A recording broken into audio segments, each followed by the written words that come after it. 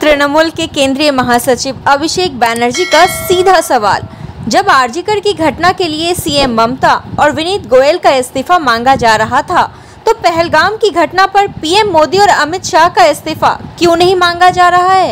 आरजीकर घटनार समय এই BJP CPM এর নেতারা রাস্তায় মিছিল করে বলেছিল যে আরজিকর ঘটনার প্রতিবাদে ব্যর্থতায় প্রশাসনিক ব্যর্থতায় বিনীত গোয়েলের অপসারণ আমরা দাবি করছি।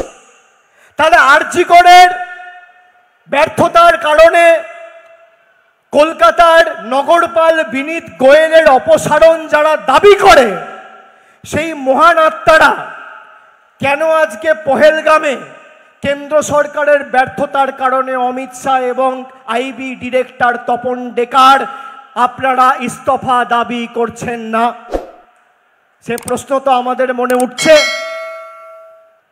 আপনারা বলুন, পহেলগাম হয়েছে 22 এপ্রিল, 26 জন 25 জন দেশের নাগরিক আর একজন নেপালের নাগরিক, 26 জনকে 4 জন বর্ডার পেরিয়ে পাকিস্তান দিয়ে হাতে করে AK-47 নিয়ে ঢুকে দিনের আলোয় গুলি করে ঝাঁঝরা করে মেরে দিল।